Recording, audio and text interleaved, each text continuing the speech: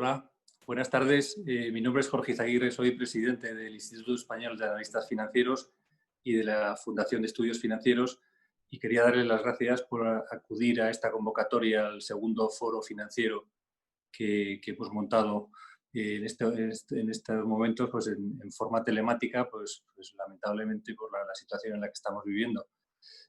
No se nos ocurre un momento mejor ni más oportuno para hacer este foro sobre reconstrucción de la economía española que 24 horas después de que el Fondo Monetario Internacional pues, ha publicado datos sobre el posible impacto que puede tener sobre el Producto Interior Bruto toda esta pandemia que estamos todos sufriendo y padeciendo. Bueno, pues para ello tenemos un panel fantástico y tal. Yo voy a ser brevísimo y voy a dar rápidamente paso a José Antonio Vega, que es el subdirector del diario 5 Días de Información Económica. Así que adelante, muchas gracias y que disfruten ustedes del panel. José Antonio, adelante, por favor. Muchas gracias, Jorge. Como muy bien dices, tenemos mucho que reconstruir. Hoy vamos a hablar, para toda la gente que está al otro lado del ordenador, siguiendo este segundo foro financiero del Instituto Español de Analistas Financieros, de la reconstrucción económica de España. De la reconstrucción después de una pandemia que ha paralizado durante 3 meses largos la economía y que, como muy bien recordabas, y ayer decía el Fondo Monetario Internacional, la caída del PIB al final se ha ido a la horquilla más alta de las previsiones iniciales que había hecho el fondo, con una caída de prácticamente el 13% del PIB, con un déficit que puede llegar al 14, 14,5% y con una deuda pública que así en un solo año va a pegar un salto desde el 95% del PIB hasta más del 120%. Hoy el Banco de España ha insistido en esta idea tenebrosa, y pinta también la situación bastante oscura, con un segundo trimestre muy recesivo, con caídas del PIB de más del 20%, y empieza a situar ya la recuperación de la economía como pronto, para llegar a los niveles que teníamos antes del COVID, allá a finales del año 2022. Lógicamente eso, si todo va bien. A mí me gustaría preguntaros a los panelistas que tenemos hoy, a los que voy a presentar ahora mismo en primer lugar, precisamente por eso, ¿por cuándo creen que vamos a estar en condiciones de decir que hemos superado toda la pérdida que nos ha ocasionado esta circunstancia sanitaria? Y mientras lo vais pensando, esa primera reflexión a la que me gustaría que añadierais, para empezar, ¿qué cosas urgentes hay que hacer para empezar a superarlo a una velocidad razonable y que no tengamos que esperar esos 2 años que hizo el Banco de España? Hay analistas que están hablando de 3 y 4 años para volver a esos niveles. Pues las primeras medidas así urgentes para superarlo. Y lógicamente esas 3 preguntas van dirigidas a las 3 personas que comparten hoy la mesa con nosotros, esta sobremesa, que son Alicia Coronil, que es economista jefe de Singular Bank, Fernando Fernández, que es profesor de Economía y Finanzas del Instituto de Empresa Business School, y Enric Fernández, economista jefe del Servicio de Estudios de CaixaBank. Yo no añadiría nada más, luego iremos viendo un poco en función de cómo se desarrolla el debate, por dónde vamos analizando esas reformas que yo creo que son fundamentales para salir de donde nos hemos metido. Y sin más, Alicia, yo creo que en esta primera intervención, no más de 5 minutos, adelante.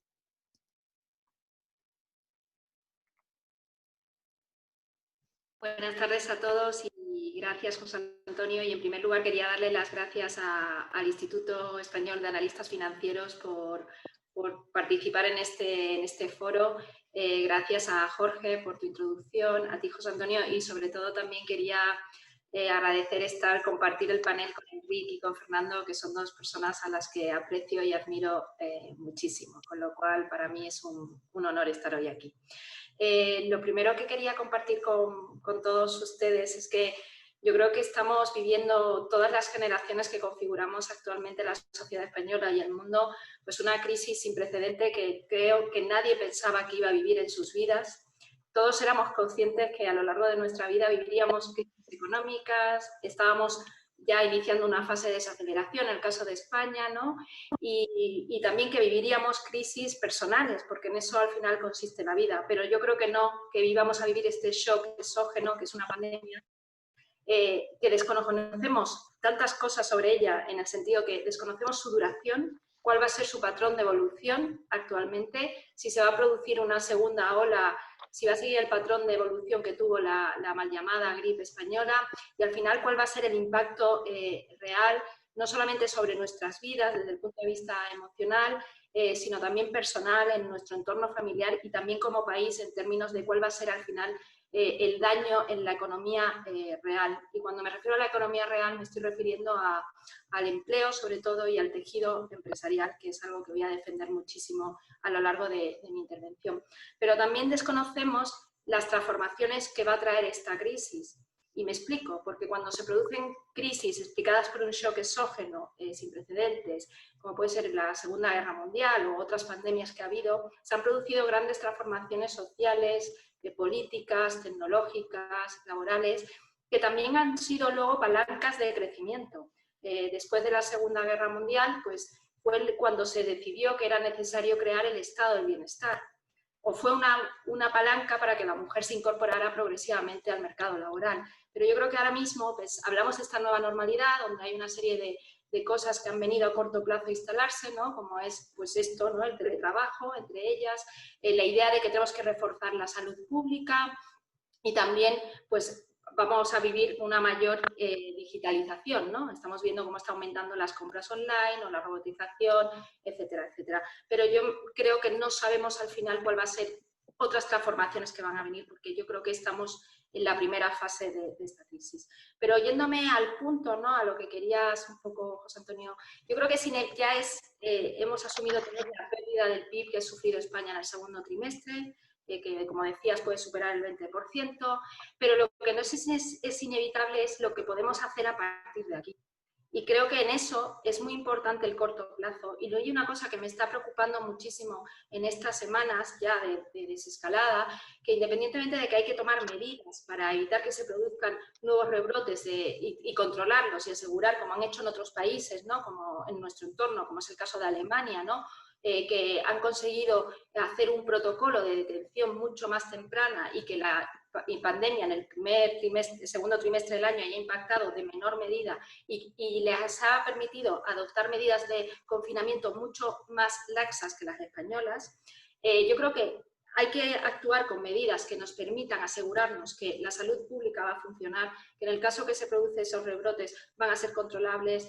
Creo que todos debemos, con precaución, por supuesto, tomando las medidas de distanciamiento social, tenemos que empezar a arrancar y a construir en la recuperación de este país. Y todos tenemos que poner nuestra parte, porque formamos parte de la sociedad. Y si algo les recuerdo a mis alumnos siempre es que la macro se configura de la micro. Y si no cambiamos un poquito el mindset y empezamos a dinamizar un poco la actividad diaria con medidas, yo creo que podemos hacer que a lo mejor esa caída del PIB que ya se predice que va a sobrepasar el 12%, ¿no? O incluso en el escenario más adverso del Banco de España puede llegar al 15%, podemos evitar que sea tan abrupta, ¿no? Pero por otro lado, también yo creo que es el momento también de actuar con más rapidez en cuanto a estímulos fiscales. Yo creo que España tampoco está actuando con rapidez en cuanto a la forma de diseñar los estímulos fiscales en comparación a lo que están haciendo en Italia o en Alemania. Y aquí me refiero a esos estímulos fiscales o esas medidas laborales que aseguren que la destrucción de empleo que se va a producir, ¿no? No va a ser estructural y que nos aseguremos que no se va a destruir tanto tejido empresarial en España, porque eso sí que va a condicionar muchísimo la recuperación española y la pérdida de crecimiento potencial. Y ya hemos perdido en esta crisis 130.000 empresas, una cifra récord. Tenemos ahora mismo una cifra de paro que no es real porque tenemos a 3 millones de trabajadores en procesos de ERTE, ¿no? Que si eso no se prolonga puede provocar un repunte con las consecuencias sociales que eso trae consigo, pues abrupto, ¿no? La tasa de desempleo y un amparo estructural todavía más elevado. Y luego también yo creo que las líneas de crédito son fundamentales y tenemos que hacer una labor mucho más intensa en garantizar esas líneas de liquidez, como han hecho en Italia, insisto, o en Alemania. Y cuando digo Italia es porque Italia parte de una situación presupuestaria que era incluso en niveles de deuda peor que la española y también presentaba unos problemas estructurales muy parecidos a la de España. Es decir, esta crisis al final ha puesto en evidencia que España partía de unas bases de crecimiento que no eran absolutamente sólidas, donde se mantenían una serie de problemas estructurales como eran y son la elevada tasa de paro, el tejido productivo, la escasa diversificación también de nuestro tejido productivo y también los elevados niveles de deuda y de déficit público. Y por último, ya para acabar, algo de lo que no hemos hablado mucho los españoles, pero que también es un problema estructural de España y también en Italia, que es la economía sumergida y que se ha demostrado ahora que es un desestabilizador social, pero también es un agujero para las cuentas públicas y para la sostenibilidad futura del estado del bienestar. Con lo cual, eso sería un poco a corto plazo. Y luego también, desde el punto de vista del gasto público, yo creo que he hecho en falta que se esté trabajando ya en ver en qué partidas del gasto en España no tenemos que estar manteniendo porque no se están haciendo actividades o no se está incurriendo en una actividad normal, ¿no? Y destinar esos fondos, esas partidas de gasto, a donde realmente son necesarias hoy en día. Yo creo que ahí también deberíamos de estar trabajando desde el punto de vista presupuestario. Y luego hablaremos de lo que deberíamos de empezar a hacer, ¿no? Ya también para construir ese futuro que seguro que llega y que será próspero. Gracias. Gracias, Alicia, pero no te olvides que me tienes que contestar a cuándo crees que vamos a haber recuperado los niveles. Después, lo puedes hacer después, no te preocupes. Ahora le voy a dar la palabra a Enric.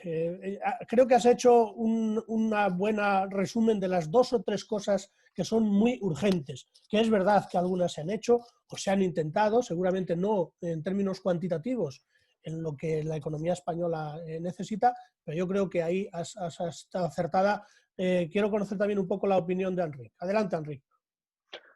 Muy buenas tardes. Muchas gracias, José Antonio. Gracias también al Instituto por haberme invitado a formar parte de este panel con Alicia y Fernando. Es un verdadero placer. Antes de olvidarme, voy a contestar directamente a tu pregunta. ¿Cuándo pensamos que la actividad puede volver a los niveles previos a la COVID? Yo creo que estamos todos más o menos pensando lo mismo, y estamos pensando en una horquilla que va desde finales del año 22, en un escenario razonablemente bueno, hasta 2023, que podría ser finales del año 2023. En esos momentos yo creo que todos estamos más o menos pensando que podremos llegar a los niveles precrisis. Yo creo que hay una cierta confusión también, o genera una cierta confusión en todas estas revisiones, las previsiones que estamos viendo de diferentes organismos y entidades financieras, servicios de estudios, por parte de todos, ¿no? Porque en realidad lo que estamos viendo las últimas semanas es un rebote, y ahora hablando ya de economía española, ¿no? Es un rebote relativamente notable que creo que nos sitúa en una situación que es mejor de la que nos pensábamos cuando estábamos en medio del confinamiento. Eso sí, las previsiones que habíamos realizado en una primera ronda, que eran justo cuando empezábamos el confinamiento o justo cuando llegó el shock, no eran tan negativas. Entonces yo creo que hemos pasado por 3 fases. Una inicial, cuando este shock se cayó encima nuestro, y en ese momento pensábamos que esto iba a ser una cosa muy temporal, y que en unas semanas íbamos a controlar la pandemia, poníamos la economía en el congelador durante unas pocas semanas y luego volvíamos a la normalidad. Después pasamos por una fase, que yo creo las peores semanas del confinamiento, en la que no veíamos o era difícil verle la luz al final del túnel y pensábamos, ¿cuándo termina esto? ¿Seremos capaces de controlar la pandemia? Y ahora estamos, yo creo, en una nueva fase, por llamarlo fase de nuevo, en el que le hemos visto la luz al final del túnel. Está bien, la pandemia está controlada, somos conscientes de que hay un riesgo de rebrotes, los estamos viendo en algunos países, en determinadas localizaciones, pero también hemos visto pues, unos indicadores de actividad económica que pues, muestran un rebote, como decía antes, bastante notable. En particular, uno que nosotros miramos de manera muy detenida, ¿no? Con detenimiento, la suma del gasto que se efectúa con tarjetas en comercios de forma presencial, en comercio electrónico y con retiradas de efectivo. Esta magnitud, que es una aproximación al gasto personal, había estado cayendo durante las semanas de confinamiento alrededor de un 50% en términos interanuales. Pues bien, esa caída, la última semana, la semana que terminamos este último domingo, esa caída se había reducido a un 5%. Por lo tanto, bueno, hay un rebote muy notable. Ese menos 5%, de hecho, también era un promedio de diferentes experiencias. En aquellas provincias con una fase de desescalada más avanzada, pues estaban ya alrededor del menos 2%.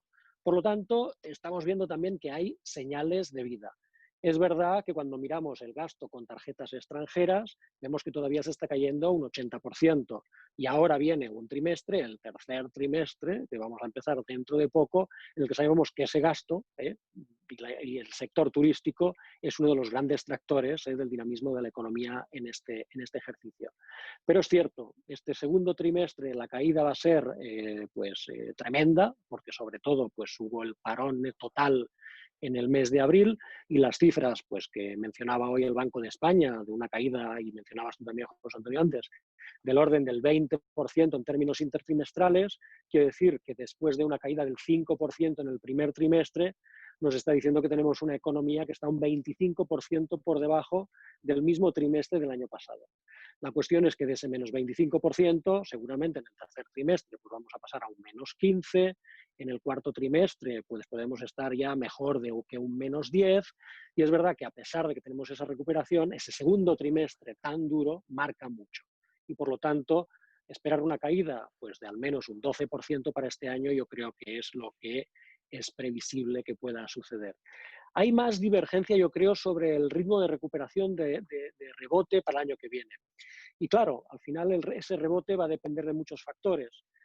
Principalmente, yo diría, el tema sanitario. Al final, en qué medida somos capaces de convivir con este virus de una manera, como decía Alicia, pues con respeto, pero también sin perjudicar en exceso la actividad económica, ¿no? Y eso es una labor de todos, de los consumidores, también de las empresas, y también, además de esa seguridad sanitaria, por supuesto, de las administraciones públicas, dejando, por ejemplo, protocolos claros de actuación, etcétera, etcétera. Además de esos factores, de esos condicionantes, va a ser también muy importante qué medidas, después de todas las medidas que hemos hecho para parar el golpe, estas primeras semanas, estos primeros meses, qué medidas ponemos encima de la mesa para acompañar, para impulsar ese rebote y convertirla en una recuperación con fuerza, ¿no? Y ahí yo creo que es ahora la gran discusión. ¿Qué tipo de medidas, qué inversión pública ponemos encima de la mesa, qué tipo de reformas, qué hacemos con los ERTEs? Por ejemplo, en ese sentido yo creo que es muy importante extenderlos, al menos hasta el mes de septiembre, y también es muy importante reforzar los incentivos para las empresas para que puedan, para que tengan más incentivos a poner a gente que ahora mismo tienen en ERTE, convertir un ERTE total en un ERTE parcial, en la máxima medida en que eso sea posible. Otro aspecto que yo creo que, que ha cambiado en las últimas semanas y que también nos invita a ser algo más optimistas dentro de las circunstancias que vivimos es la música que nos llega de Europa. Y yo creo que el plan de recuperación que ha puesto la Comisión Europea encima de la mesa, pendiente de aprobar, pero yo creo que vamos a ver aprobado algo que se parece mucho al plan que la Comisión proponía, pues yo creo que es un plan muy importante para acompañar el esfuerzo fiscal que están haciendo los Estados miembros y sobre todo para apuntalar el esfuerzo de aquellos Estados miembros que partían de una posición relativamente más débil. Y también lo mencionaba Alicia, yo creo que el caso de España es uno de esos. Aprovechar bien ese plan va a ser muy importante. Y además creo que es importante también que se den unas condiciones que promuevan la confianza.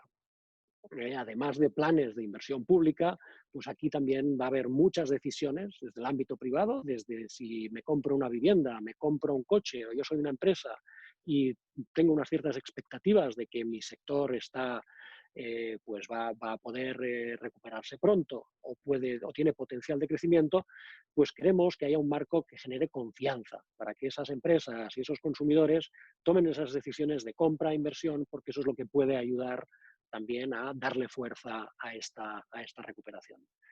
Para no alargarme más, podemos discutir después qué tipo de medidas o reformas creemos que son importantes más a medio plazo, ¿no? Porque también creo que es importante acompañar pues, estas medidas de acompañamiento de demanda con medidas o reformas estructurales que mejoren el potencial de crecimiento de la economía a medio plazo. Reformas que tendríamos que haber hecho de todas formas, que no habíamos hecho, pero que ahora son, si aún cabe, más urgentes. Gracias, Enric. Evidentemente de eso hablamos a continuación, de todas las reformas esas que están pendientes, que no se han hecho desde el año 14 o 15 en España, prácticamente no se ha tomado ninguna decisión.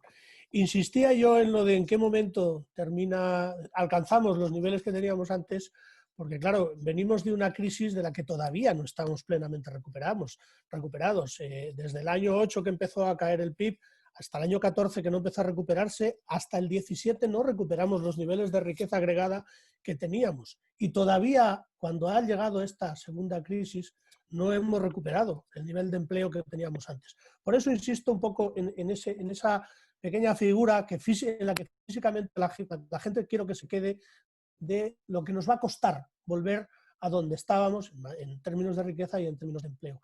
Y le paso ya la palabra a Fernando, que lógicamente me contestará esa pregunta y pondrá en la mesa también esas medidas muy concretas, muy de corto plazo, que son necesarias para que la máquina empiece a funcionar a velocidad de crucero. Adelante, Fernando.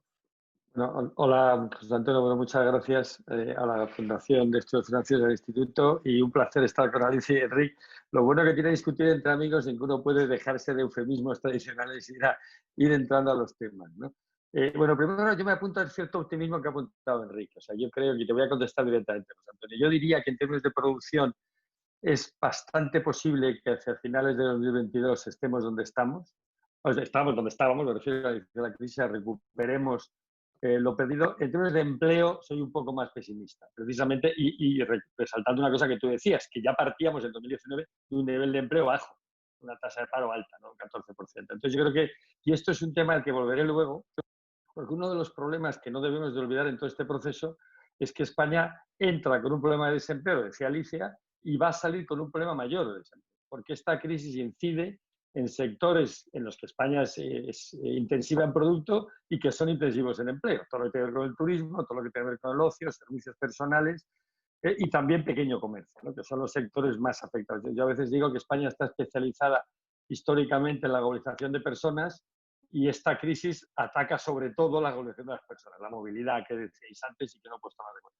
Pero quiero ser optimista en términos de producción, ¿no?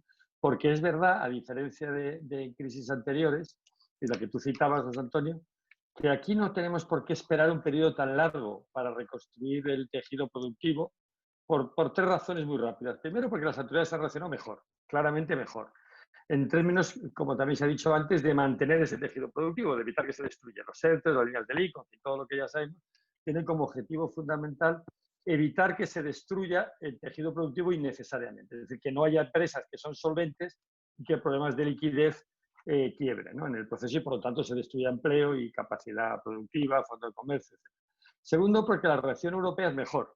Yo no soy tan optimista para decir que es buena, pero sí es claramente menos mala de lo que fue en la situación anterior. Y sobre todo porque hay un objetivo que sí está claro en toda la actuación del BCE en esta crisis, que es evitar la fragmentación financiera y evitar que España o que cualquier país europeo vuelva a sufrir episodios de sequía de capitales que fueron los que provocaron el colapso de la economía española en el año 2010 a 14 y que por lo tanto hicieron tanto. Yo creo que ese segundo efecto es importante. Y tercero, porque yo soy bastante más optimista, quizá más ingenuo, más irresponsable, en que la gente va a volver a querer hacer la vida normal cuanto antes. La gente quiere salir. La gente, el trabajo está muy bien, pero la aburre que te matas. O sea, la gente quiere salir a trabajar, la gente quiere volver a recuperar la normalidad en el sentido más absoluto, nada de nuevas normalidades, ni mundos cambiando. Yo quiero hacerlo de toda la vida. O sea, quiero ir a tomar una cerveza a un bar, ir de compras a la tienda de la esquina, ir a trabajar para pegarme con mi jefe que me divierte de vez en cuando, ¿no? Y eso es fundamental. Alicia decía antes que hay que ser activos en recuperar el puesto de trabajo. Yo escribí hace unos días la idea de que hay que salir a ganar, ¿no? Que esta crisis, el problema que yo le veo es que ha habido una respuesta, donde sí sería crítico, hay una respuesta muy pasiva de quedémonos en casa para que no nos contagiemos, protejámonos, extendamos la red de seguridad y no pasa nada, ¿no? Es que pasa mucho. pasa que el PIB va a caer el 15% este año.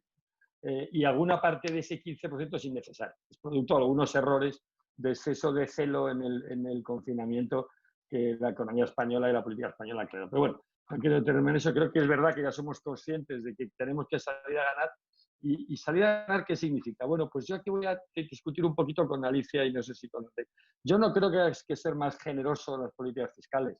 Y en los estudios creo que hemos sido ya extraordinariamente generosos. O sea, hablar de un déficit del 15% del PIB como si fuese insuficiente me parece un poquito excesivo, sinceramente. Porque a mí no me preocupa tanto el déficit de 2020 como el 7 o el 8% que nos va a caer el 21, el 22 y el 23. ¿No? Porque el problema es que aquí estamos aprovechando, desgraciadamente una vez más, para meter gasto estructural y no política de estímulo temporal. Y esto, la historia de la economía española es que tenemos una tendencia a crear déficit estructural, digamos que es casi imbatible, ¿no?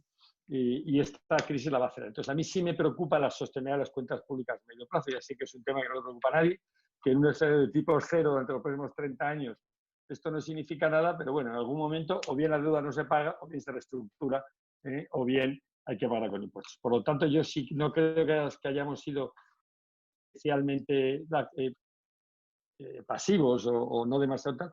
Y de hecho, y sí me gustaría subrayar una cosa, ¿no? Después de haber hecho alguna crítica. Las líneas del ICO han funcionado muy bien. Ha sido muy rápido. Italia ha prometido mucho, pero España ya tiene 60.000 millones de euros de funcionamiento a disposición de las empresas y probablemente 80.000 dentro de 15 días y 100.000 sin ninguna duda en septiembre. Italia ha prometido 300.000, pero está por ver cuánto ha llegado de esos 300.000, ¿no? O sea, que aquí quizá por primera vez, a diferencia de lo que es tradicional, no prometemos el oro y el moro, sino que quizá prometemos poco, pero cumplimos, ¿no? Yo creo que eso es un factor a resaltar. Bueno, ¿cuáles son mis preocupaciones actuales, ¿no? En la línea de lo que decía? Bueno, primero es combatir esta idea de que el confinamiento y no pasa nada, ¿no? De que el teletrabajo es maravilloso y la putina no se resiente. Porque es mentira. O sea, ya me gustaría a mí que fuese verdad, pero es mentira. No se puede vender desde casa. Y de nada puede producir, de nada vale producir si no se puede vender. Entonces, todos los que nos dedicamos a trabajos de back office, estamos encantados en casa porque es mucho más cómodo, evidentemente, pero la realidad es que la economía no puede funcionar sobre back office. O sea, la gente tiene que ir, trabajar y funcionar y vender. Y por eso yo creo que es importante, como decíamos los tres, yo creo, recuperar cuanto antes la idea de que hay que volver a trabajar. Y también se ha dicho antes, y esa sí que me parece una buena idea, no tanto preocuparse porque haya nuevos brotes, como por cómo respondemos a esos nuevos brotes. Y yo aquí quiero ser optimista de que algo hemos debido aprender en cuanto a que el sistema sanitario pueda ser capaz de responder. Hemos aprendido en la respuesta de emergencia, ya sabemos, quiero pensar que hemos aprendido en términos de la respuesta de los dos, o sea, aquí hay dos focos fundamentales de contagio, los hospitales y las residencias de ancianos, para ser claros, ¿no? En los dos sitios se puede hacer mejor, sin ninguna duda. Y yo creo que ya lo sabemos y ya lo hemos aprendido. Y entonces, en esto quizá pase con el rebrote como las crisis financieras, que el nuevo rebrote nunca tendrá nada que ver con el anterior. Y yo sí soy optimista que no vamos a ver problemas en los hospitales, en el actual sistema sanitario, y no vamos a ver el problema que hemos tenido en las residencias. Y eso va a tener mucho que ver con ese factor que es fundamental, que es recuperar la confianza, o que no se pierda la confianza. Porque yo sí creo, insisto, que los españoles queremos recuperar la confianza cuanto antes. Bueno, ¿cuáles son los problemas que veo en el horizonte? Voy a hablar, para no extenderme mucho tampoco en esta primera fase, de los 4... Yo creo que en la política de amortiguación, en la política de respuesta al shock, en la inmediata, estamos más o menos todos de acuerdo con una intensidad, pues hace falta un poquito más de líneas de ley, un poquito más, que los ERTEs tienen que ir a septiembre, es una obviedad que no merece la pena discutir, que no conviene que vayan a diciembre de manera generalizada tampoco, que tenemos que empezar a pensar, desgraciadamente, que hay empresas que ya van a ser insolventes, no solo líquidas, y puestos de trabajo que no son temporales en paro, sino son perdidos de siempre.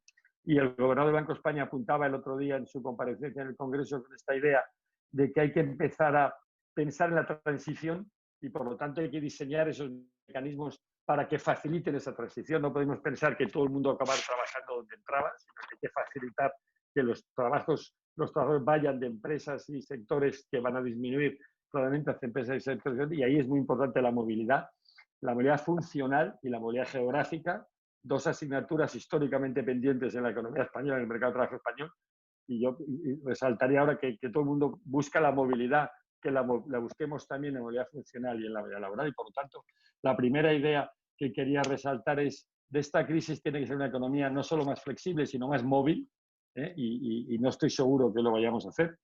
La segunda idea que quería dejar clara en este escenario más de mediano plazo es que hay que evitar esta tendencia al proteccionismo tan innata, ¿no? Y a mí me produce tanta urticaria oír hablar de America First como de Europe First. O sea, no entiendo que porque lo diga Macron las políticas son buenas y si lo diga Trump las políticas son malas. El proteccionismo es mal. Genera pobreza, genera desempleo, genera ineficiencia y genera inflación a medio y largo plazo. Y por lo tanto hay que evitar cualquier tipo de políticas proteccionistas que algunas veces veo tintes preocupantes a medio plazo. Y que no se confunda eso con que podamos tener una política algunas veces, cuando esto me dicen, ingenua con el auge de China, etcétera. No, son dos cosas distintas. Todos sabemos que hace falta unas nuevas relaciones económicas y comerciales y financieras con China porque ha abusado de su situación de país pobre acercándose a la mesa, ¿no?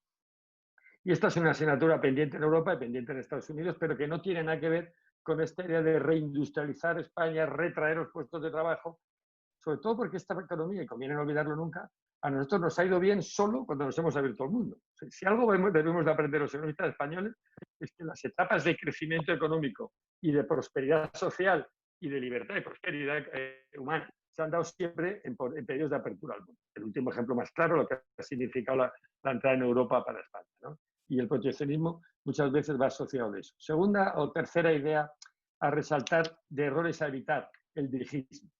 Esta idea de que ahora que ha habido unos sabios en Europa que nos van a dar 750.000 millones y nos van a tocar 130.000, vamos a dirigir sectores, vamos a crear la economía del futuro, ¿no? Vamos a deserviciar la economía y reindustrializarla.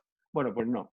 Vamos a dejar que la economía haga lo que tenga que hacer y que la gente que se juegue su dinero haga lo que crea que puede hacer, ¿no? Y por lo tanto, evitemos este dirigismo sectorial o productivo que a veces nos viene de Europa o nos viene de los propios arbitristas generales que existen en la economía española y en la profesión nuestra con abundancia, y dejemos que el dinero vaya a quien cree que lo puede utilizar. Y por eso es importante, y en esto a lo mejor estoy idea, que la gente se acostumbre a pedir créditos y no transferencias, porque los créditos tienen eso que los llamamos el skin in the game, ¿no? Que se dice, es decir, alguien se juega algo, está dispuesto a perderlo y entonces el Estado le ayuda y los poderes públicos le ayudan y lo completan para que sea posible materialmente en estas circunstancias tan especiales utilizar ese sueldo. O sea que yo creo que esto es una idea muy importante de evitar el dirigismo. Y luego el tercer problema que veo, más que el problema, de cierta dificultad en la reconstrucción del futuro, es que por un lado tenemos todo el plan europeo de... O sea, me preocupa lo que a veces se llama de manera coloquial, José Antonio, el síndrome del tío de América, ¿no? Yo soy de una zona asturiana que la gente emigraba tradicionalmente a América y entonces siempre había un tío rico que había hecho fortuna y le pagaba uno la carrera o le pagaba la boda del hijo, etcétera, ¿no? Entonces, esta idea del tío de América es la que a veces yo en el debate español veo con Europa, ¿no? Hay una Europa rica que por solidaridad pues nos tiene que financiar la transición y entonces nosotros nos tenemos que forzar. Tenemos que hacer lo que tenemos que hacer. Tenemos que hacer las reformas pendientes que tú decías, José Antonio, que nos han hecho en 2014 y ha sido extraordinariamente generoso. O sea, mi primer trabajo profesional, cuando muchos de vosotros no habéis nacido, fue sobre la liberalización del mercado de trabajo cuando Almunia era ministro de Trabajo en el año 82, 83. ¿no? O sea, y 40 años después sigo escribiendo la liberalización del mercado de trabajo. Y lo cual, hombre, pues tiene ventajas porque no tengo mucho que aprender, pero es un poco triste porque quiere decir que seguimos teniendo mucho que hacer, ¿no? Entonces, estas reformas estructurales, ahora tengo la tentación, tengo el miedo de que veamos, bueno, Europa nos la va a financiar gratis y ya nos tenemos que ir. Y acabo. Europa tiene interés en dos cosas, la transición energética y la transición digital. Nosotros también, pero tenemos mucho más interés en la reforma de las pensiones, en la reforma del mercado de trabajo, en la reforma de las instalaciones públicas, en la reforma de la justicia, en la reforma de la educación y en reformas estructurales nuestras que a lo mejor no están en la agenda europea o no están en la primera, digamos, prioridad de la agenda europea, pero que un gobierno español y una política económica responsable debería de poner porque son las que van a hacer que el crecimiento potencial de la economía española vuelva a estar al 3. Porque nosotros estamos demasiado mal acostumbrados a que España crece siempre un punto por encima de la media europea. Y ahora pensamos que cuando se supere esta impasse del COVID-19, vamos a volver a crecer, por arte de gracia, al 2,5 y Europa al 1,5, ¿no? Pero si no hacemos estas cosas, no volveremos a crecer al 2,5. Y esto es lo que me preocupa seriamente. Gracias. Muchas gracias, Fernando. De eso hablaremos después. Bueno, tú ya has hablado de todas esas reformas de más largo plazo, de las que no se habla nunca y es verdad que son muy importantes. Veo que hay bastante acuerdo en que, bueno, las cosas que se han hecho no han estado mal, se han podido quedar cortas en algunas cosas, los avales del ICO, que a fin de cuentas solo son avales para créditos, es decir, las empresas se tienen que endeudar, tienen que hacer un sobreesfuerzo para luego devolver esos créditos. Los ERTEs a regañadientes se están prolongando porque no queda otra, sobre todo teniendo en cuenta que estamos en una economía muy intensiva en una actividad como el turismo, que este año está echado a perder y por lo tanto seguramente tú decías septiembre o diciembre o a lo mejor hasta abril del año que viene en ese sector no queda otro remedio que mantener ese tipo de mecanismos de protección de rentas salariales y de rentas y de empresas, ¿no? Pero a mí lo que me gustaría es en cosas muy concretas. Es verdad que habéis hablado ya todos de reformas y todas, por supuesto, muy necesarias, pero España, cuando el gobierno se siente a elaborar el presupuesto, que ya debe estar en ello, tiene que tener en cuenta que este país, bueno, pues cuando a la vuelta de verano tendrá 5 millones de parados, no menos, una deuda del 125% del PIB. Es verdad que con las emisiones medias al 0,5% de tipo de interés parece que son financiables, pero entre unas cosas y otras son casi 40.000 millones de euros que no puedes destinar a otro tipo de políticas. Entonces, a mí lo que me gustaría que os pronunciaseis es sobre qué cosas concretas hay que hacer en materia laboral, en materia fiscal, en materia de competencia y en materia presupuestaria. Ya hemos hablado, ya habéis anunciado algunas cosas, pero de eso me gustaría entrar después, en cómo de financiable es nuestra deuda. Porque cuando llegó la anterior crisis teníamos un 36% de deuda y teníamos mucho margen para gastar dinero. Ahora no lo tenemos. Nos ha pillado con el carrito del helado en el 95%. Y como decía Fernando, el año que viene el déficit no será menor al 8 o 9% y en el año 22 seguramente no será menor al 6 o 7%. Con lo cual, o mucho crece el PIB porque inflación no va a haber, o si no, da la impresión de que el volumen de deuda va a ser abrasador para las cuentas públicas. Entonces, y un poco en el orden que queráis, si quieres, Alicia, vuelves a empezar tú, cosas muy concretas. Impuestos. Política laboral, es decir, ¿qué hacemos con la normativa laboral? Tenemos 5 millones de parados, recuerdo otra vez. ¿Qué hacemos con políticas de competencia y con política presupuestaria? Adelante. Gracias. Te contesto lo que no te contesté antes. Coincido con la visión de Enrique y Fernando en cuanto a que no recuperaremos los niveles de producción antes de finales de 2022. Yo soy más 2023. Pero ¿qué reformas? Bueno, voy a ello. Desde el punto de vista laboral, yo creo que el mercado laboral español desde hace años pide que tiene que ganar en flexibilidad y también en... Yo soy muy fan del modelo nórdico, es decir, flexiseguridad. Creo que hay un elemento clave que es mejorar las políticas activas de empleo. Ahí teníamos los informes de la IREF, donde destacaban la ineficiencia de los servicios públicos de empleo en cuanto a políticas activas de empleo. Yo creo que si vamos a un escenario donde, como mencionaba Fernando, va a haber puestos de trabajo que desgraciadamente no vamos a poder hacer que sobrevivan, ¿no? Y va a haber un montón de talento que va a formar parte de los desempleados, pero que van a surgir nuevos puestos de trabajo seguramente, nuestra obligación es garantizar que tienen una formación y que les ayudamos a ir haciendo esa transición hacia un nuevo puesto de trabajo. Con lo cual yo creo que es clave que el servicio público de empleo, las políticas activas de empleo sean eficientes. Y aquí yo creo que está todo más o menos inventado. Creo que deberíamos de mirar pues, en qué países funcionan en esas políticas activas o esos servicios públicos de empleo de forma eficiente para precisamente esa orientación y ese reciclaje profesional y ayudar a que la transición, es decir, a reducir el tiempo en el que una persona está desempleado, pues tenemos muchas experiencias y es cuestión de observarlas y adaptarlas a nuestro país. Luego creo que también es clave y cuando decía Fernando lo de los estímulos fiscales, yo creo que ahora los estímulos fiscales son necesarios para amortiguar el golpe, pero a mí me preocupa esta idea que está surgiendo de que a raíz de esta crisis lo que tiene que ganar más protagonismo y más fuerza es lo público. Y no tiene que ganar más fuerza lo público, es simplemente que lo público tiene que estar mejor gestionado, y a lo mejor tenemos que diseñar también en el plano laboral, yo creo, un marco de cotizaciones a la seguridad social que sean menos gravosas para las empresas, porque no podemos olvidar que son las cestas mayores a cargo del empleador de Europa, con un tejido productivo donde el 99,3% de las empresas españolas tienen menos de 50 trabajadores. Esto no es un país de pymes, esto es un país de micro y pequeñas empresas que les resulta súper gravoso hacer frente a esas cotizaciones, y luego también con unos costes de despidos que son también muy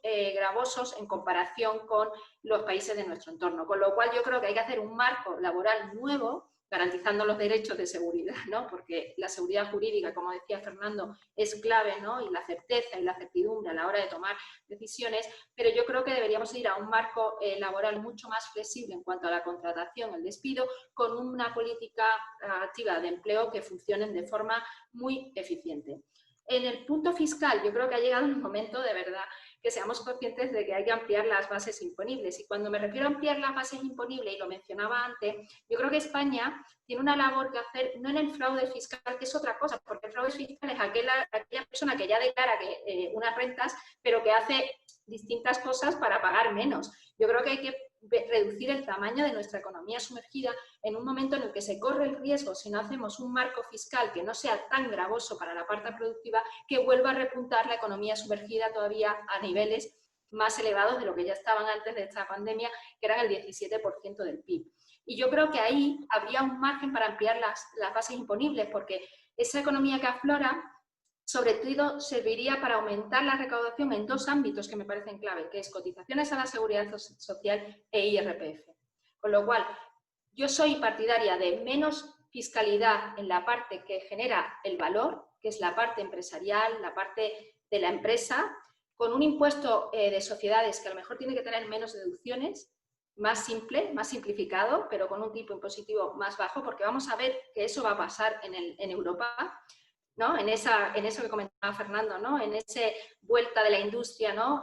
Reconfiguración de las cadenas de valor, entramos en el riesgo de que una de las palancas para atraer empresa, inversión extranjera, sea precisamente la fiscalidad empresarial, que también es, por otra parte, el modelo que existe en los países nórdicos, donde la fiscalidad empresarial es muy reducida, tiene un tipo de sociedades del 20%, muy pocas cotizaciones a la seguridad social a cargo de las empresas. Es más, en Dinamarca el empleador no paga nada. Y a lo mejor rediseñar el impuesto, el IVA, ¿no? Porque hay demasiados bienes exentos en tipos reducidos o súper reducidos, y asegurarnos que realmente ampliamos las bases imponibles en el impuesto sobre la renta. Y la última área, por no extenderme, hablabas de la parte de la administración pública, ¿no? Yo creo que cuando decimos que tenemos ese problema de déficit estructural permanente, yo creo que deberíamos hacer una revisión profunda de nuestra forma de gestionar lo público. Deberíamos de ganar eficiencia, establecer criterios a la hora de hacer una aportación de dinero, de gasto, realmente analizar el grado de eficiencia, cómo se está gastando el dinero, el retorno también de la inversión pública. Y yo creo también que deberíamos de analizar cuántas duplicidades tenemos en el gasto, y si no podemos ir a un modelo donde haya más unidad de mercado y, sobre todo, también mucha más colaboración público-privada en la provisión de los bienes y los servicios públicos, que es algo que también ocurre en países de nuestro entorno, y yo creo que es necesaria esa colaboración público-privada. Y también yo iría, si me lo permitís, a la idea de que a lo largo de un ciclo económico tiene que haber equilibrio presupuestario, como máxima. Porque eso sí que garantiza que al final te obligas, en la parte buena del ciclo, ¿no? Que hemos vivido, como todos hemos mencionado, ¿no, José Antonio, desde que iniciamos la recuperación en 2014, haber hecho realmente el esfuerzo de hacer la consolidación fiscal, que por otra parte no solamente es una obligación hacia Europa, sino también una obligación hacia los ciudadanos que formamos parte del estado del bienestar, porque si queremos asegurar realmente un equilibrio intergeneracional. Y no hemos hablado de pensiones, pero luego, si queréis, lo comentamos. Gracias. Gracias, Alicia. La verdad que has mencionado un asunto, el del equilibrio presupuestario. Como decía Fernando, que él lleva desde el año 82-83 haciendo análisis sobre la flexibilidad del mercado de trabajo. De esto llevamos hablando también 4 décadas, del equilibrio presupuestario, y no lo hemos visto nunca, y me temo que vamos a tardar unos cuantos años en verlo otra vez. Recuerdo a la gente que nos está siguiendo que pueden formularnos preguntas a través del chat, y que al final, a partir de las 5:30, dispondremos de 15-20 minutos para contestar las inquietudes de la gente. Enric, adelante. Reformas muy concretas en materia fiscal, en materia laboral, en materia de competencia, en materia de gasto público. Cosas de comer. Adelante. Poco puedo añadir a lo que mencionaba Alicia, y estoy muy de acuerdo en todas las reformas que ella apuntaba. Una relacionada, ella mencionaba la necesidad de reducir la economía sumergida y aflorar esa actividad. Y yo creo que relacionado con ese tema está el tema del tamaño de la empresa en España. Y al final, el caso de la economía sumergida es un caso extremo en el que estamos dando, o hay un esquema de incentivos que lo que empuja es a muchos agentes económicos a mantenerse en economía sumergida con pues actividad de microempresa o actividad económica individual. Pero también tenemos un esquema de regulaciones, de tipos impositivos, el marco fiscal, en general todas las regulaciones, la regulación laboral, que penaliza a que una microempresa se convierta en una empresa pequeña, que una empresa pequeña se convierta en una empresa mediana y que una empresa mediana se convierta en una grande. Y es al contrario de lo que deberíamos estar intentando favorecer. Lo que tenemos que conseguir es que tengamos muchas más empresas grandes. De hecho, cuando uno compara el nivel de productividad, por ejemplo, de la economía española, el sector privado español, con el alemán, y uno mira por tipo de empresa, y mira una empresa pequeña, una empresa mediana, una empresa grande, los niveles de productividad son muy parecidos en España y en Alemania. ¿Cuál es el problema? Que en España tenemos muchas menos de las grandes empresas, que tienden a tener una productividad muy superior a las otras, porque tienen escala para profesionalizarse, para salir a vender por todo el mundo y otros aspectos. Y lo que tenemos que hacer es intentar que esa composición de nuestro tejido productivo pues esté más, haya una mayor presencia de las empresas más grandes, ¿no? En cuanto al mercado laboral, yo creo que hay muchos aspectos que se podrían tocar, pero es verdad que el momento no es el más adecuado, y lo decía hace unas semanas la ministra Calviño, quizás no es el momento más adecuado para abrir un melón de reforma laboral generalizada. Pero sí que es verdad que yo creo que en momentos como el actual, las políticas activas de empleo las tenemos que mirar de una manera muy seria, porque vamos a tener un problema, lo mencionabais antes, de desempleo tremendo, una necesidad de movilidad, de mover esas personas pues, a nuevos sectores, a nuevas ocupaciones, y para que eso lo podamos hacer pues, de manera relativamente rápida, necesitamos unos servicios de empleo más modernos de los que tenemos hoy en día y unas políticas activas de empleo pues mucho más orientadas a esa movilidad necesaria. Cuando hablamos de modernizar los servicios de empleo, ¿a qué nos referimos? Por ejemplo, pues tener, por poner un ejemplo muy concreto, un perfilado estadístico de la persona que se ha quedado desempleada. Al final, cuando estamos hablando todas las empresas de que necesitamos utilizar el Big Data para tomar decisiones, pues, oye, los servicios de empleo también necesitan utilizar el Big Data para saber, con este tipo de perfil, qué tipo de actuación o acompañamiento es el que más el que puede ser más efectivo para que esta persona consiga un trabajo cuanto antes. Adicionalmente a las políticas activas de empleo, y sí que es verdad que esto puede ser más complicado, pero yo creo que España es más complicado sin abordar una reforma del marco laboral más general, ¿no? Pero el tema de la dualidad es un tema que tenemos que atacar. Lo hemos visto también en los últimos meses.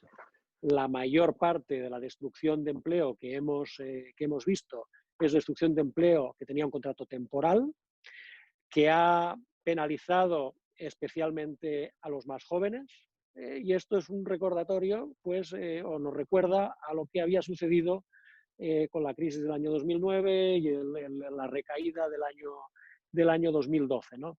Esto es algo que tenemos que corregir, porque además la dualidad, además de esa inequidad que genera en el momento del ajuste, también genera unos problemas de crecimiento de la productividad, porque hay menos incentivos a la formación y muchos otros aspectos. Para añadir, incorporar un elemento más a la cesta de prioridades que mencionaba Alicia. Yo creo que el mercado de la vivienda también es muy importante, sobre todo desde el punto de vista, por una parte, de la cohesión social, pero también como un mercado que a corto plazo, porque como es un sector muy intensivo en empleo, puede ayudar a la recolocación o a este impulso a la creación de empleo. Sé que no es tan... pues no queda tan bien decir esto como decir que queremos impulsar la economía del conocimiento, que está muy bien que la queramos impulsar. Pero para el año que viene, si queremos generar 500.000 puestos de trabajo, tendremos que ir a ver los sectores más intensivos en empleo y para los cuales las personas que se van a quedar sin trabajo tienen una capacitación o una formación para poder ser reempleadas. Y en el mercado de la vivienda tenemos una necesidad perentoria de vivienda en alquiler, asequible sobre todo en las grandes ciudades. Y hay maneras de fomentar la oferta de ese tipo de vivienda con cambios en los marcos legales que están regulando ese mercado y que ahora pues desincentivan, impiden, ralentizan la posibilidad de hacer promociones dedicadas a la vivienda en alquiler. Yo creo que es un aspecto que también podemos intentar potenciar a corto plazo. Y una cosa que mencionaba Alicia que me parece importantísima, también la mencionaba antes Fernando, es el tema de la eficiencia de las administraciones públicas. Y aquí yo creo, y lo hemos visto también en los últimos meses, las necesidades que hay de digitalización de las administraciones públicas y la cantidad de trámites que todavía pues es muy complicado hacer desde el punto de vista si no es presencial. También en el ámbito de la justicia, la digitalización de la administración de justicia como uno de los elementos que tiene que mejorar la agilidad de un instrumento básico en el Estado de Derecho. Y también, ligado con la eficiencia de las administraciones públicas, yo diría poner mucho más énfasis en la evaluación de las políticas públicas. Alicia mencionaba antes los trabajos que ha hecho la AIREF. Y la AIREF ha hecho un trabajo fantástico, pero con unos recursos muy limitados y también un mandato relativamente limitado. Pero yo creo que la evaluación sistemática de las políticas públicas, de las experiencias de las distintas administraciones públicas, y al final uno de los elementos buenos, yo creo, de la competencia entre las distintas comunidades autónomas, con competencias propias en distintos ámbitos, es que si hay alguien evaluando y comparando esas experiencias, puede exponer cuáles son los mejores casos o los casos de referencia o las experiencias de referencia para que el resto de comunidades puedan intentar copiar aquello que alguien está haciendo ya bien. Esto lo podemos hacer también a nivel de países. Y decíamos antes, ¿no? La flexiseguridad. Miremos también qué están haciendo los países más exitosos en ese ámbito o en la educación. Pero oye, aquí también en España creo que tenemos que seguir ese camino que ha empezado a marcar la AIREF, de ser mucho más disciplinados a la hora de evaluar las políticas públicas y si realmente los recursos que estamos dedicando para según qué cosas están cumpliendo la finalidad con las que los pusimos ahí. Y si no es así, pues reduzcamos los recursos ahí porque hay otras prioridades que están demandando más recursos, ¿no? Gracias, Enric. Fernando, como sé que alguna de las reformas que planteaba seguramente se te ha quedado en el tintero, ahora tienes la oportunidad. Muchas de ellas ya las has citado, pero sobre todo en estas de, digamos, donde de lo que yo creo que afecta más a la vida de la gente en los próximos meses son los impuestos, la política laboral, etcétera, etcétera, porque realmente la situación es muy complicada. Adelante. Bueno, voy a empezar, que la ventaja es el último, es que estoy de acuerdo con casi todo lo que se ha dicho. Voy a subrayar prácticamente todo. Lo cual en sí mismo es un problema, porque quiere decir que los problemas están perfectamente diagnosticados, las soluciones perfectamente definidas y la incapacidad para aplicarlo es un mal congénito de la economía y la política española. Y esto me temo que es una realidad cuando juntas gente que sabe un poco el tema, ¿no? Pero hay tres ideas que habéis dicho que quisiera resaltar muy brevemente. Una, el tamaño de la empresa. O sea, vamos a decirlo hasta la saciedad. La empresa, el problema de la economía española es que está lleno de pymes o micros, como decía Alicia, que pagan mal, exportan poco, innovan nada y se digitalizan nunca. Entonces, o nos quitamos de miedo a las pymes, a las micros, las quitamos, o les ayudamos, como habéis dicho, dejar de ser pymes y micros de una casa. Entonces, para mí eso sería, si tuviese de verdad que hacer una política española, que además es across the board, o sea, afecta a todo, lo habéis dicho también, al mercado laboral, al marco fiscal, etc., ¿no? Aumentemos el tamaño de la empresa, facilitemos el crecimiento de la empresa. Segundo problema, la dualidad del mercado de trabajo. Es una cosa repetida hasta la saciedad y que hemos visto otra vez. Cada vez que el mecanismo del mercado de trabajo se ajusta, despedimos a los temporales, que además tiene todas las implicaciones que habéis dicho. Yo aquí añadiría un factor, pero hagámoslo bien. No igualemos los derechos presuntos de los permanentes, porque todo lo que hacemos es que generemos más paro. Porque la tentación a veces, cuando decimos de acabemos con la dualidad, es elevemos la protección social de los temporales, igualemos a los permanentes, y entonces, resultado final, menos empleo. Y sé que esto tiene su implicación contraria. Sí, ya lo sé, voy a reducir los sistemas de los derechos y bienestar social de la gente de mi generación. Los que tenemos la suerte de llevar años suficientes en el mercado de trabajo y por lo tanto. Y además creo que una de las cláusulas más malditas de la política económica española es este famoso grandfathering, ¿no? En traducción castellano, el respeto a los derechos adquiridos. Todo lo que venga se hace para lo siguiente. A mí ya no me toca. No, mire usted, esto es complicado. Vamos a hacerlo ya, porque cuando le toca a usted ya es tarde, ¿no? Ese punto me parece importante. Tercero, y se ha dicho muy bien, Enrique, con el tema de la vivienda, yo añadiría más que el tema de la vivienda, el tema del empleo. O sea, apostemos por sectores que crean empleo, porque este es el problema de la economía española. O cuando nos planteamos reformas, insisto en esto, de transición energética, transición digital, veamos el impacto en el empleo. No nos apuntemos a la última moda que viene de Europa, porque resulta que nosotros tenemos un mercado de trabajo que es muy local y que tiene unas connotaciones muy especiales y tenemos 4 millones de personas en riesgo de exclusión. Tenemos el riesgo de que esta crisis acabe creando trabajadores pobres de forma masiva. Y esto me parece que es un tema al que tenemos que dar vuelta. Bueno, y brevemente, ¿qué haría además en política laboral? Alguna cosa que me parece fundamental y que está implícita en todo esto es el tema de los incentivos. O sea, está muy bien hablar de flexiseguridad, de políticas activas, está muy bien, yo hablaba antes de movilidad funcional, de movilidad geográfica, todo esto es muy importante, pero lo que es más importante es que no generemos incentivos perversos. Es decir, no adoptemos políticas que conducen necesariamente a que aumente la economía sumergida. Léase el ingreso mínimo vital que acabamos de aprobar. Con muy buena voluntad, pero la realidad es que se va a traducir en más economía sumergida. Entonces, tengamos mucho cuidado con generar incentivos perversos con muy buena voluntad, ¿no? Porque desgraciadamente la economía española está llena de esto. Y esto nos pasa cuando hablamos del seguro de desempleo. El seguro de desempleo español genera desempleo, porque incentiva a buscar activamente el empleo en los últimos meses de la percepción del seguro de desempleo. Y esto es lo que hablábamos, que tengamos un perfil mucho más declinante de la percepción de desempleo, de forma que la gente se vea forzada a buscar empleo en cuanto lo pierde, no cuando agota o se está agotando la prestación, que cuando además ya está más obsoleto, no conoce a nadie, su capital relacional, tecnológico humano desaparece. Lo digo porque muchas de las cosas de las que hablamos tienen que ver con la estructura de incentivos. Bueno, de política laboral voy a decir poco más, porque lo hemos dicho todo.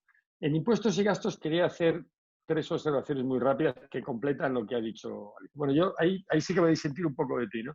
Yo, que he hecho de hombre de negro también alguna etapa de mi vida, y Enrique lo sabe y se ríe, y programas de ajuste, siempre que iba a algún lado me decía, no te preocupes, que con el plan de reforma de la administración fiscal y con la lucha contra la economía sumergida, te voy a dar 5 puntos del PIB, me va a quedar el presupuesto niquelado.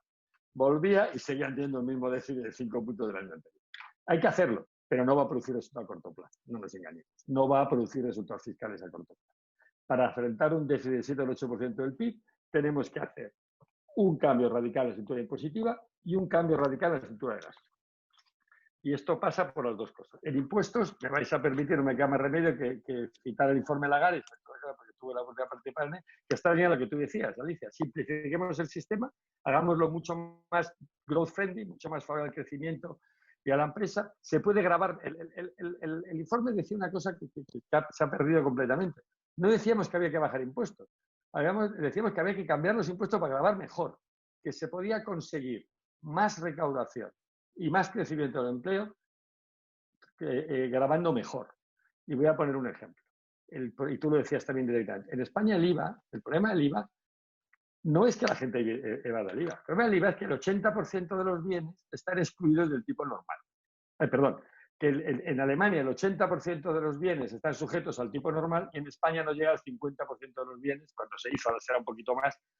Y todo el debate del IVA actual es cómo eliminamos más bienes del tipo normal, cómo los incorporamos. Claro, esta batalla a mí que está siempre perdida, porque siempre hay una buena causa para que un bien determinado, que es un factor muy importante para un colectivo, esté eximido del IVA o sujeto a IVA reducido. Entonces, fundamental, IVA lo más simple posible, lo más general posible y con las menos excepciones posibles, ¿no? Yo no me apuntaré al 27 de Dinamarca porque eso tiene un efecto en el consumo, que todos sabemos que el país todavía vive del consumo y debe de seguir viviendo el consumo, pero sí me apuntaría de un 20 o 21 para todo el mundo, y digo todo el mundo, todo bien, sin ninguna exclusión, de ninguna necesidad, ninguna. Y esto me parece que es importante. Y lo mismo se aplica al RPC social.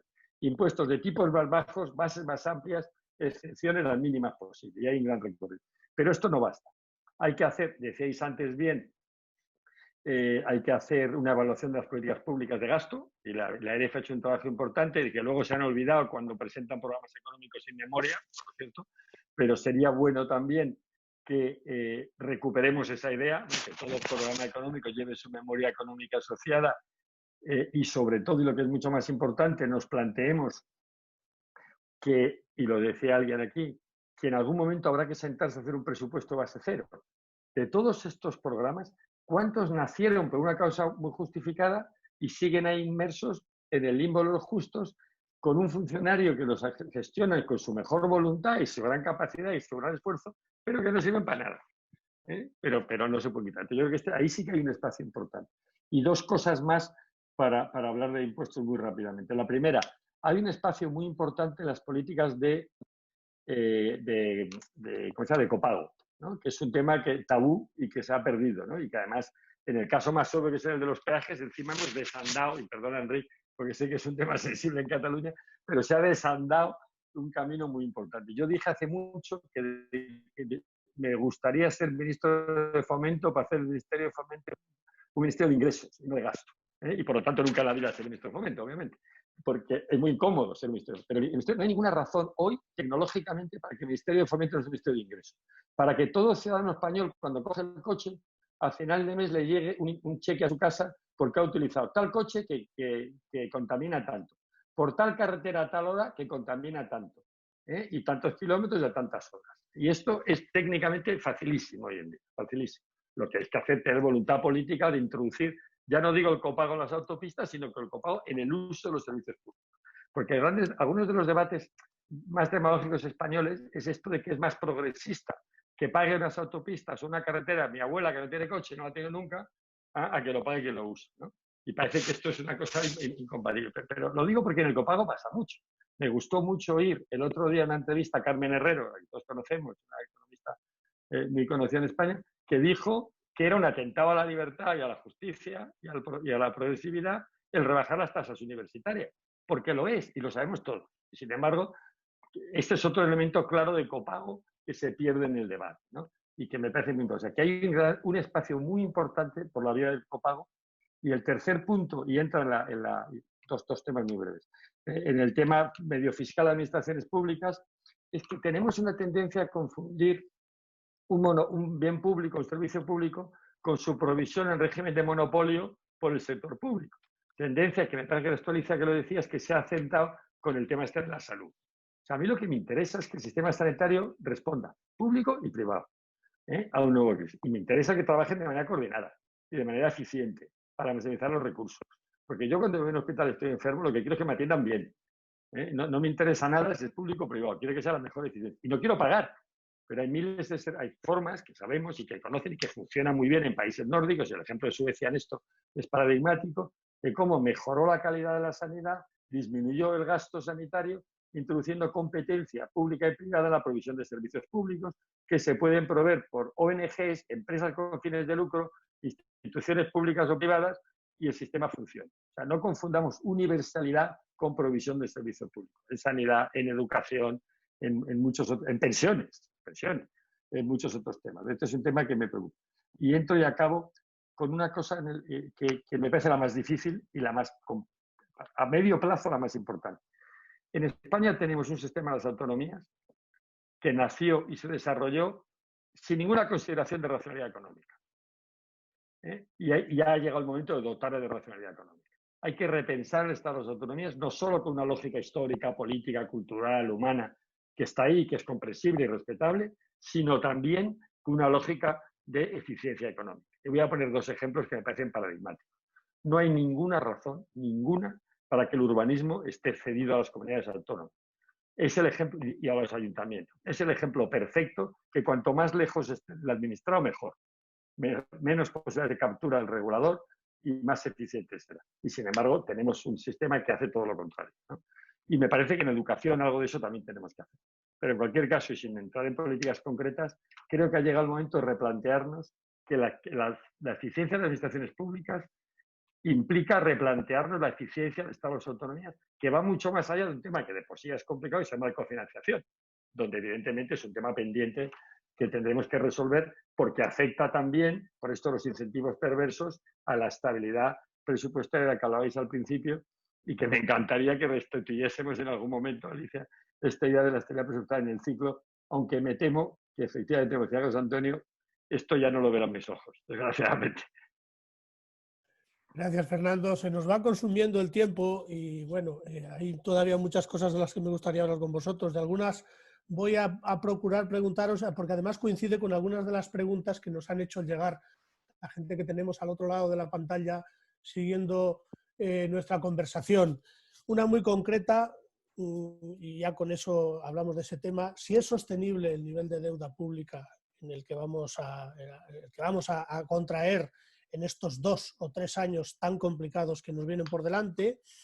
¿En qué momento creéis que el BCE va a echarnos el alto y a decir, oiga, ustedes tienen que ponerse a hacer las reformas que no han hecho nunca si quieren que nosotros les sigamos financiando? Algo parecido a lo que ya pasó en el año 12, ¿os acordáis? Cuando la crisis de la deuda del año 12, que hasta que el señor Rajoy no subió el IVA y tomó unas cuantas decisiones, no dijo el señor Draghi en Londres aquello que dijo, que salvó al euro.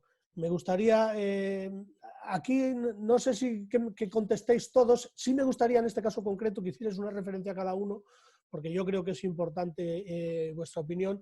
Y luego en las siguientes preguntas, que hay 2 o 3 más muy, muy interesantes, os la dirigiré concretamente a uno solo porque no tenemos tiempo para que contestéis los 3 a todas ellas. Fernando, empieza tú mismo con el nivel de deuda. ¿Cuándo nos va a echar el alto el BCE? Y si esto es realmente soportable, o si nos van a terminar rescatando como mucha gente teme. Bueno, vamos a ver. Voy a empezar al revés. La deuda pública, si pensamos que los tipos de interés van a estar en cero durante los próximos 30 años, el balance del BCE va a crecer indefinidamente durante los próximos 30 años, la integración monetaria y financiera en Europa va a continuar hasta la mutualización y la creación de un eurobono en un periodo relativamente breve, el problema del déficit público español es irrelevante y el tamaño de la deuda pública es irrelevante. Como me parece que estos supuestos son un tanto heroicos, creo que tenemos que empezar a preocuparnos del tamaño de la deuda pública. Y para contestar directamente a tu pregunta de cuándo el BCE, o sea, ya está. No seamos ingenuos. La famosa programa de Next Generation EU, los 750.000 millones, tiene una triple condicionalidad. Será light.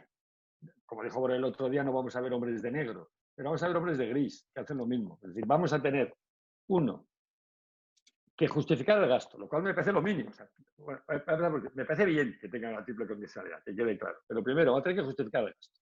Lo cual es importante porque en eso España lo ha hecho bien. A diferencia de otros países, Grecia, Italia, etcétera, aquí el dinero se gastaba. Luego se gastaba mejor o peor, pero se gastaba. O sea, podemos presentar facturas por el importe de lo que se ha recibido, cosa que no es siempre el caso en todos los países europeos, ¿no? Entonces, esto es un dato importante, pero va a haber que hacerlo, ¿eh?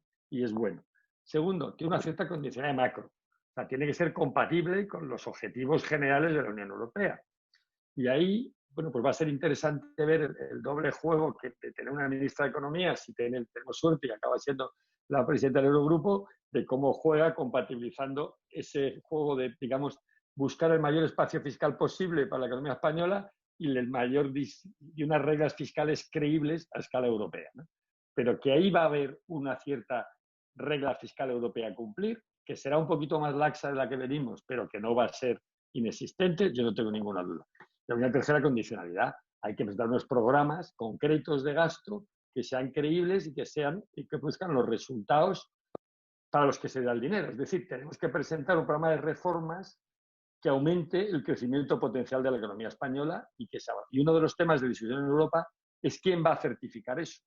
Me parece un poco ingenuo pensar que la propuesta de la Comisión de que sea ella misma prácticamente la que certifique eso va a funcionar. Creo que tenemos que acostumbrarnos a que va a haber en los programas que presenten los distintos gobiernos una fiscalización del Consejo y, por lo tanto, de los distintos Estados nacionales y del Parlamento Europeo. Yo creo que eso es un factor importante. Alicia, muy brevemente, ¿la deuda es sostenible, no es sostenible? ¿Qué nos espera en esa materia? Evidentemente, yo creo que si no hacemos lo que tenemos que hacer, las reformas que tenemos que hacer, pues no es sostenible, ¿no? Porque ya partíamos de unos niveles de déficit estructural elevados, no habíamos conseguido tener ese ansiado superávit primario necesario para ir reduciendo progresivamente los niveles de deuda. Y a mí hay una cosa que me gustaría muchísimo también recalcar, y no me desvío para poder pagar la deuda o hacer ese necesario ejercicio de consolidación fiscal, es el papel de los españoles, de cada uno de nosotros. Tenemos también que empezar a apreciar más la responsabilidad de que tenemos que hacer un mejor uso de ese estado del bienestar y ser más corresponsables, ¿no? En el gasto, ¿no? Y en la aportación también recaudatoria y sin necesidad de que nos suban los impuestos. Yo creo que es algo que yo creo que falla en el esquema español porque probablemente es un problema que tenemos de base de educación. No nos han enseñado a valorar lo que representa el estado del bienestar, tanto desde el punto de vista de la recepción de esos servicios como de cuál es la aportación o el uso que debemos de hacer de ellos. Y yo creo que eso es algo que también deberíamos de empezar a hablar de ello como país. Y eso a lo mejor llegaría a que pudiéramos construir esos consensos tan necesarios para hacer las reformas que llevamos reclamando, yo creo, desde hace ya décadas, ¿no? Pero quiero pensar, porque en el fondo me gusta ver la vida de forma optimista, que hemos visto países que han sufrido crisis muy profundas. Fernando hablaba de Suecia y otros países que llegaron a quebrar sin formar parte de la Unión Europea en su momento y sin que vinieran hombres de negro, pues con consenso, construcción, haciendo ese presupuesto de base cero y adaptando el estado del bienestar al mundo que viene. Es que el estado del bienestar, como está diseñado, responde a otra época que ya no existe o que se está progresivamente transformando en otra cosa, que ya venía ese proceso independientemente de que tuviéramos la pandemia y que la pandemia probablemente lo que va a hacer es acusar mucho más algunas tendencias, pero tendremos que diseñar el estado del bienestar para hacer frente al envejecimiento de la población, a esa digitalización y sobre todo aprovechar la potencia que tenemos como España, como país, porque somos una plataforma y tenemos una posición estratégica maravillosa para que eso también sea una palanca del crecimiento. Si conseguimos hacer crecimiento económico sostenible basado en el tejido empresarial, de creación de nuevas empresas y atracción de inversión extranjera directa, haciendo que nuestras empresas crezcan en tamaño, ¿no? Generando más emprendimiento, más innovación, más valor añadido. Y me da igual el sector turístico español aportaba muchísimo valor añadido y somos líderes. Éramos el país y somos el país más competitivo y hemos creado marca. Es una forma también de crear marca, o sea, que no hay que desdeñar nada de nuestro tejido productivo. Yo creo que si lo conseguimos, junto a esas reformas del estado del bienestar que nos hace falta modernizarlo, claro que la deuda es sostenible, porque hay ejemplos a lo largo de la historia de la humanidad de cómo países que tenían volúmenes muy acentuados de deuda han conseguido hacer esa sostenibilidad. Pero eso exige esfuerzo, trabajo, consenso y sobre todo cuidar lo común, lo que nos une, que es mucho más de lo que nos separa. Gracias, Alicia. Enric, ¿cómo de sostenible es el nivel de deuda que se nos va a venir encima? Yo creo que no tenemos un problema de sostenibilidad de deuda. Y es verdad que cuando uno mira la dinámica entre el año 2019 y 2020, pues uno se puede asustar, ¿no? Teníamos 95% del PIB, decimos que vamos a terminar en el entorno del 120% del PIB. 25 puntos de PIB en un solo ejercicio. Pero tenemos que tener en cuenta que aproximadamente la mitad de ese incremento se debe a, estamos hablando de la ratio de deuda sobre PIB, y la mitad de ese incremento se debe a la caída, al desplome del Producto Interior Bruto. ¿Qué nos va a pasar, si Dios quiere, el año que viene, ¿no? Y todo el mundo apunta a una recuperación de ese PIB el año que viene de una manera notable. Si el año que viene el PIB crece un 10%, esa deuda que ha crecido hasta el 120%, si el denominador nos crece un 10%, va a caer de manera automática 12 puntos, por el efecto denominador. Lo que será importante el año que viene, y liga con algo que decía Fernando al principio, es cuánto va a añadir a la deuda el déficit fiscal que todavía tengamos. Y por eso es importante que aquello que añadamos al déficit fiscal sea pues programas temporales, pero cuidado con añadir déficit estructural. ¿Por qué? Porque después de este año y el siguiente, lo importante sí que va a ser estar en una dinámica de reducción continuada de la ratio de deuda sobre PIB. Y eso solo lo vamos a conseguir si el denominador, el PIB, sigue creciendo a un ritmo razonable, y para eso es importante hacer las reformas para hacer crecer nuestro potencial de crecimiento, y si en el numerador, el déficit fiscal, se aproxima a niveles que no hacen aumentar esa bola de deuda. O sea que va a ser muy importante que en el año 2022 tengamos un déficit fiscal que no esté muy alejado del 3 o el 4%, y que nuestra economía esté creciendo ya en términos sostenibles, pues a una tasa del 2,5 o el 3%. Si conseguimos eso, y para conseguir eso, pues se van a tener que hacer reformas, como las que hemos estado mencionando aquí, pero eso va a ser importantísimo para asegurar que la deuda está instalada en una dinámica decreciente.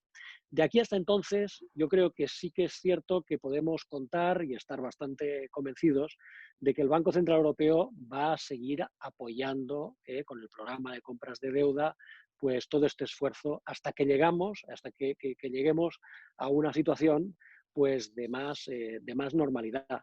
Pero lo que no podemos contar es que vamos a tener este tipo de intervención con los tipos de interés tan bajos para siempre, ¿no?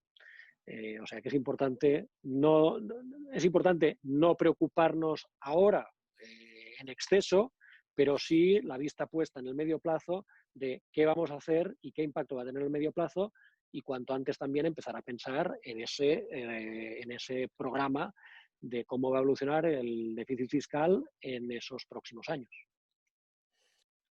Perdón.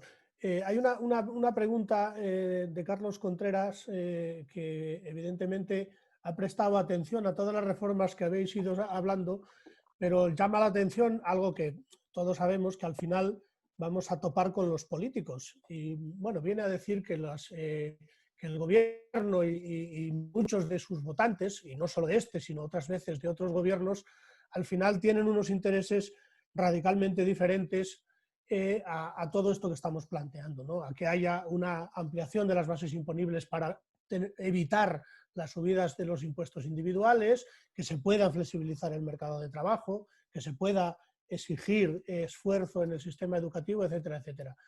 Al final la pregunta es el gran dilema de lo que hay que hacer y lo que quien dirige el país está dispuesto a hacer. No sé quién quiere contestar a esta pregunta.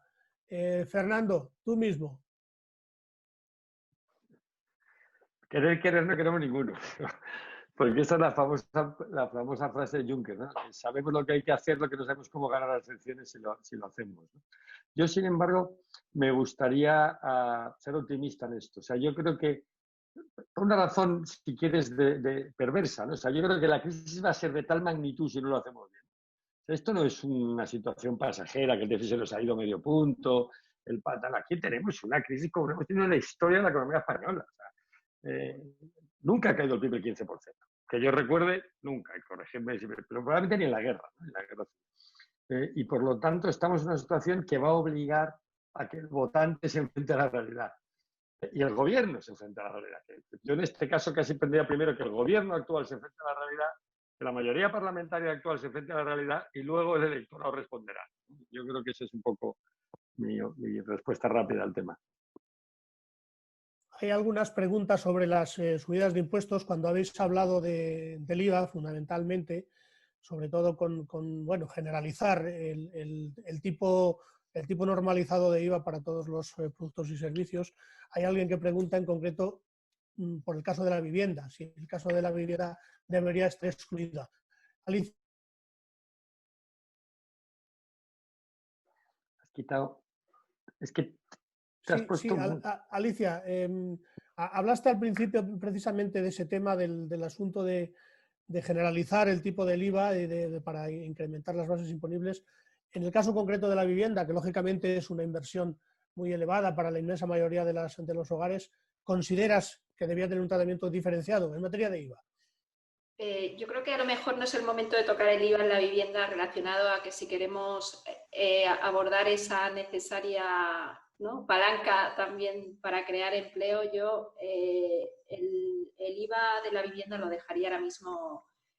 Yo me refería más a la cesta de la compra diaria, ¿no?, lo que es el día a día y algunas otras exenciones que hay, ¿no? Pero no creo que sea el momento de abordar esa subida porque lo vería si hubiera una especie de burbuja inmobiliaria como ocurrió anteriormente, ¿no?, que no se decidió subir el IVA ahí y se hizo posteriormente cuando ocurrió la anterior crisis económica. Pero yo creo que en este caso, en la vivienda, yo no apostaría por esa subida del IVA ahora. Gracias, Alicia. Enric, para ti, plantea uno de nuestros oyentes la necesidad que se está planteando, lógicamente, de ampliar los incentivos y fundamentalmente también los mecanismos de protección como los ERTEs, pero claro, dice que fundamentalmente se están concentrando en empresas con plantillas medias y plantillas grandes. ¿Qué solución plantea él podemos encontrar para microempresas, para empresas de muy pequeño tamaño? Llama la atención sobre los cierres masivos que está habiendo en muchas ya. Adelante, Enric. Sí, mira, antes de contestarte a esta pregunta, si me permites, sobre el tema del aumento de los IVAs, solo querría apuntar, yo creo que plantearse aumentos de impuestos este año o el siguiente, yo creo que no toca. Y yo creo que en general, y también yo entendí así el comentario que tanto han hecho Fernando como Alicia, es de cara al medio plazo, cuando estemos pensando en consolidar las cuentas fiscales, sí que tenemos que pensar en cómo simplificar nuestro sistema impositivo. Y lo de unificar, seguir el principio general de que pocas excepciones al tipo general del IVA me parece un buen principio. Si la vivienda debe ser una excepción o no, me parece, pues si tenemos que empezar a controlar alguna excepción, quizás esta podría ser una, pero no muchas más. Y también una alternativa a que sea una excepción sería, por ejemplo, permitir el pago aplazado de esa proporción del coste de la compra de vivienda, ¿no?, sobre el IVA. Y lo que sí que me parece una barbaridad es, por ejemplo, el impuesto de transmisiones patrimoniales, ¿no?, que esté equiparado en muchos casos al nivel del IVA y que lo que hace es que penaliza los costes de transacción y hay hay menos transacciones en ese mercado de las que debería haber, y también lo que sucede es que muchas veces las personas hacen la primera compra de la vivienda y ya intentan comprarse la vivienda que les puede durar o que les tenga que durar para toda la vida, porque como luego es tan costoso vender una y comprar otra, entonces yo creo que el sistema de repensar la fiscalidad en torno al mercado de la vivienda es relevante. Me decías lo de los ERTES. ¿Me dejas un minuto en eso? ¿Me dejas un momento de publicidad, ¿no? Y una frase. El informe Lagares, famoso, y perdonad, que no lo hice yo, por eso lo digo, esa parte, tiene un capítulo específico de la fiscalidad de la vivienda que afronta todo ese problema, porque es muy complejo y no abogaba por poner el IVA, pero sí por simplificar significativamente el tema, porque lo importante aquí es gravar no la transacción del bien, sino el patrimonio del bien. Pero bueno, lo dejo ahí, perdona, que la interrumpo. pero el que esté interesado que lo vaya a mirar, por favor, que tiene un capítulo, serán 10 o 15 páginas, pequeñito, pero muy completo. Gracias, Enrique. Gracias también, Fernando. Hay una pregunta que yo creo que en parte la ha contestado. Pero no ha acabado. Enrique tenía una pregunta que responder. Sí, no sé si, Enrique, habías terminado con José lo de Antonio, las bueno, pymes. claro, yo es que me he lanzado a responderte la pregunta anterior y Adelante, no he no te respondido preocupes. la que me tocaba.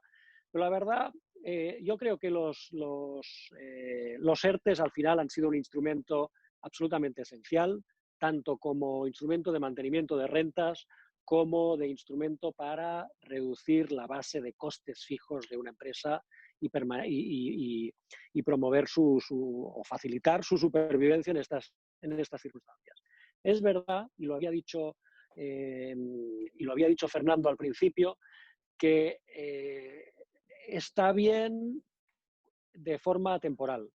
Y yo creo que en la medida en que va a haber sectores que todavía se ven afectados y actividades que todavía se ven afectadas y empresas sobre todo, y aquí viene la pregunta, ¿no?, que tienen menores márgenes o menor músculo financiero para poder hacer frente a esta situación, en particular, pues microempresas o autónomos, puede tener sentido, yo creo que tiene sentido en extender y flexibilizar los ERTES para estas empresas. Pero es verdad que es importante ir disminuyendo progresivamente los incentivos o las bonificaciones a los ERTES. Cuando digo que es importante disminuir progresivamente, es sobre todo aquellos sectores pues, que ya hemos visto ahora que no están tan afectados directamente por esta situación. En algunos sectores, el turismo, la hostelería, restauración, pues que se van a continuar viendo afectados y sobre todo que podemos tener, y tiene sentido pensar que se van a continuar viendo afectados de manera temporal. Yo sí que creo que tiene sentido alargar estas bonificaciones, estos instrumentos de ayuda, ¿no?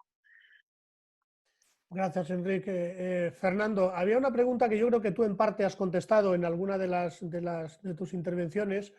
Dice exactamente en qué medida políticas como la renta mínima vital o el subsidio agrario trabajan en contra de reducir la economía sumergida, el empleo y la productividad.